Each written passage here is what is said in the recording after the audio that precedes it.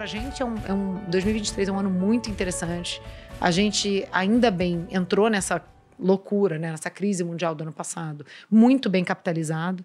Então, eu vim aqui no passado, logo depois do IPO, o dinheiro que a gente levantou no IPO tá parado lá, sentadinho na holding, a gente nem começou a encostar nesse dinheiro ainda, né? Então, assim, a gente tem muita liquidez, a gente está muito bem capitalizado. A gente é uma das instituições financeiras mais bem capitalizadas da América Latina inteira hoje. A gente tem quase 4 bi, ou mais de 4 bi de dólares de capital hoje. Pouquíssimas instituições financeiras têm mais do que isso. Então, isso coloca a gente numa posição muito, muito forte, né? Muito bacana, para crescer bastante em 2023. Bom, já puxando um gancho dessa questão da capitalização que você falou, e tendo em vista o que está acontecendo lá fora, a gente está passando por uma crise bancária nos Estados Unidos, não só lá, né? Teve problema do Credit Suisse também, na Europa, preocupações com o Deutsche Bank, mas isso veio à tona depois que o Silicon Valley Bank, nos Estados Unidos, que é um banco regional desconhecido do brasileiro, só que aí quando ele quebra, aí todo mundo tem que aprender o que foi aquilo, né? Para falar, cara, o que está acontecendo? Será que pode acontecer aqui também? Mas foi um banco que ele meteu os pés pelas mãos. Até ouvi um comentário do André Esteves outro dia, lá do BTG, falando que, olha, um estagiário de mercado de capitais aqui no Brasil não cometeria o erro que eles cometeram lá. Porque, basicamente, eles pegaram o dinheiro da instituição, compraram um monte de título público, que não pagava quase nada de juros, então compraram aqueles que tinham um prazo maior para receber um pouco mais. Só que aí você teve aumento de juros agora. Quando isso acontece, na marcação a mercado, o preço deles cai.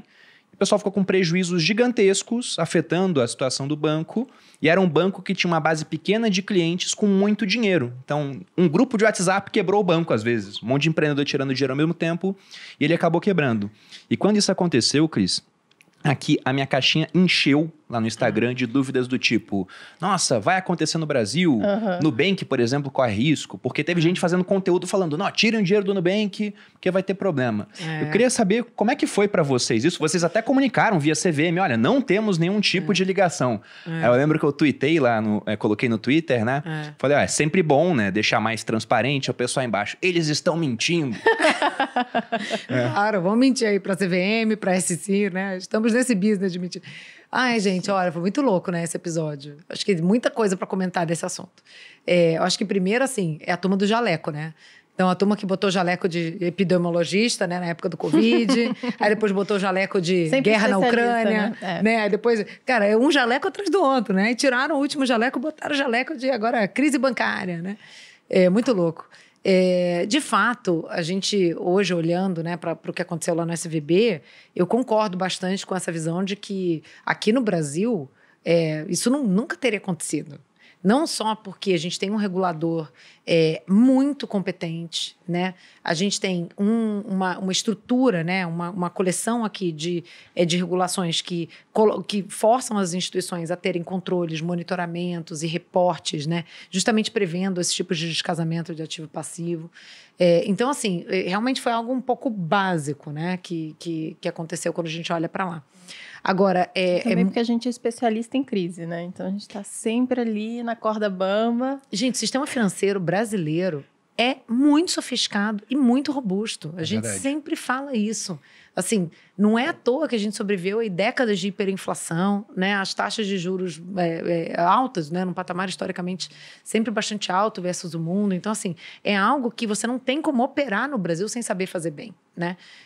Então, é algo que está embedado já na maneira como todas as instituições financeiras estruturam seu compliance, seus controles internos, seus monitoramentos, né? Seus times de risco. Então, é engraçado que assim, a gente que opera em outros países, né? Por exemplo, no México, na Colômbia, a gente adoraria ter um regulador tão competente quanto a gente tem no Brasil em outros países, né? Seria lindo.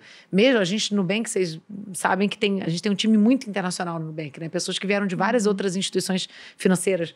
Cara, bancos baseados em Londres, bancos baseados nos Estados Unidos, e todo mundo fala assim, cara, não tem igual ao regulador brasileiro.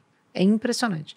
Então, assim, tudo isso para dizer que o sistema no Brasil, ele está muito mais sólido, né? Muito mais robusto, né? As instituições, elas são forçadas a ter um patamar de liquidez muito maior, né? Quando você olha aí para compulsório, né?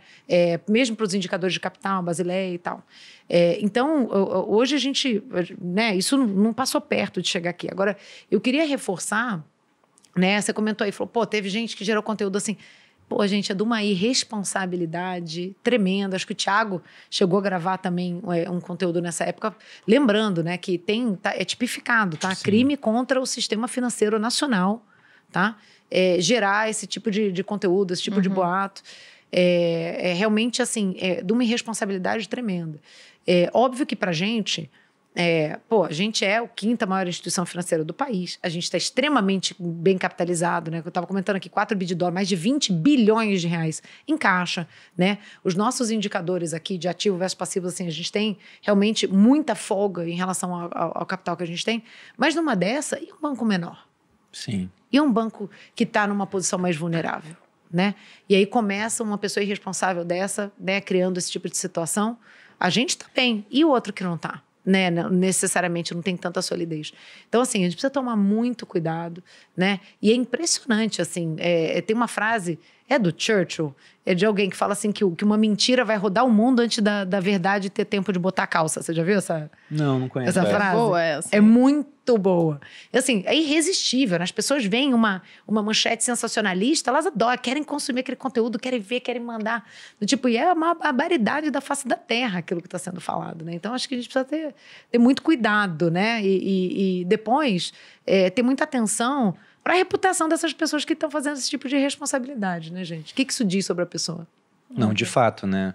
O que acontece é que se o assunto está em voga, o pessoal quer fazer conteúdo sobre aquilo. E como você disse, você quer fazer um conteúdo viral, né? Um rastilho de pólvora. Você tem que falar uma fala merda. Que uma marca grande, valiosa, como é o caso do Nubank, vai ter problema, tem 70 milhões de correntistas, então todo mundo conhece alguém que tem conta no Nubank. Aí o cara encaminha por outro, daqui a pouco é um monte de gente que recebeu a informação e a pessoa acaba crescendo em rede social por conta disso.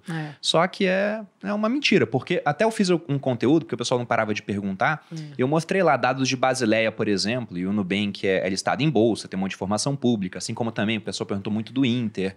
E você via lá dados de Basileia melhores que o do Itaú, por exemplo. Então, estavam mais capitalizados do que o Itaú. Só que se alguém fala que o Itaú vai quebrar, o pessoal fala, pô, o Itaú vai quebrar. Só que o Nubank, como até pouco tempo adotava aquela estratégia de, olha, a gente quer crescer, então não tinha como objetivo o lucro, o pessoal tem aquilo na cabeça, o Nubank não lucrava. Mas isso mudou, inclusive, vocês registraram lucro agora. Pois é, ano passado a gente teve lucro no exercício, né, de 2022.